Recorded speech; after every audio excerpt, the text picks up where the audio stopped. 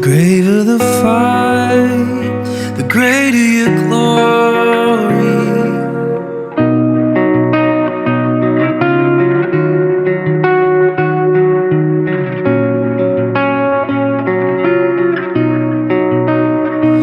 No power, no name could ever overthrow the cross, ever overthrow the cross. Your blood, your grace is my hope, and hope is lost. You're my hope, and hope is lost. You hold it all. The darker the night, the brighter the morning. You're in control. The graver the fight, the greater your glory. Ooh,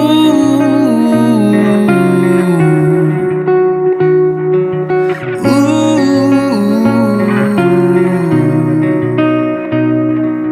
What can stand against our God? From beginning to the end, you won't be shaken. Jesus, you're my strength and song. My life is in your hands, you won't be shaken. What can stand against our God? From beginning to the end, you won't be shaken. Jesus, you're my strength and soul. My life is in your hands, you won't be shaken.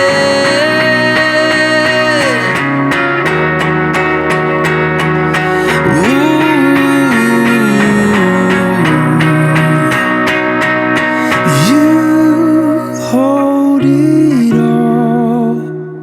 The darker the night, the brighter the morning. You're in control. The graver the fight, the greater your glory. Ooh,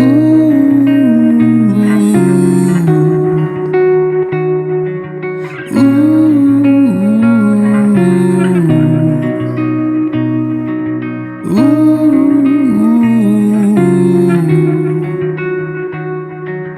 ooh,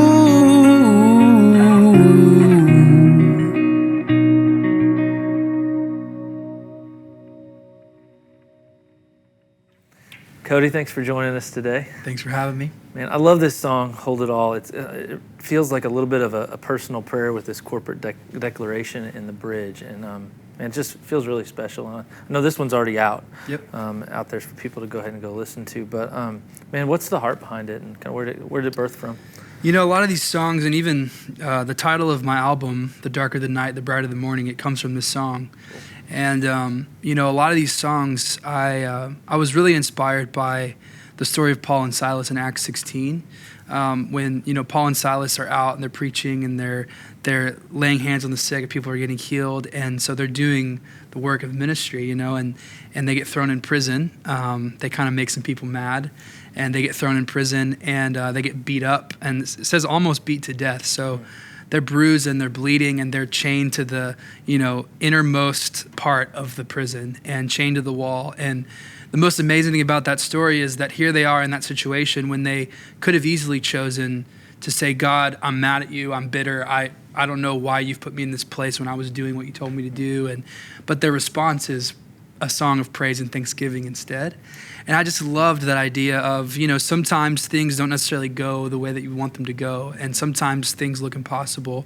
But God always loves working in impossible situations. And God is always one to come into a dark situation and bring hope and bring light.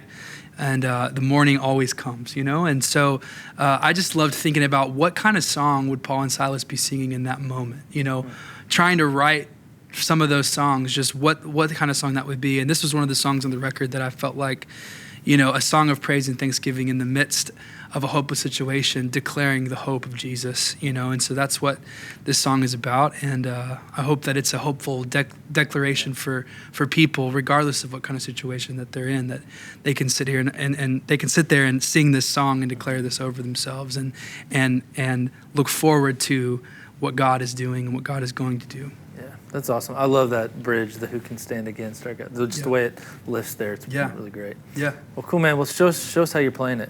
So I'm tuned down a half step because the song is an F sharp on the record, but F sharp is a terrible key to try to play in. Yeah. Or read a chart in. Yeah. So I'm playing it in G, so I tuned a half step down. So in G, it starts on the C here, and I'm doing the bass note on the A and the third on the B. So it starts with the C, with the D, with the E minor, the G over B, the D again, and the C. And then you can kind of pick on this open G string, so it kind of creates this.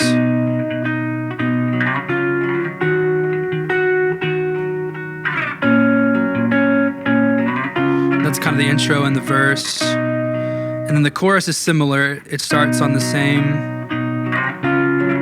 3 chords, and then it goes to the A minor, and then back to the E minor, D.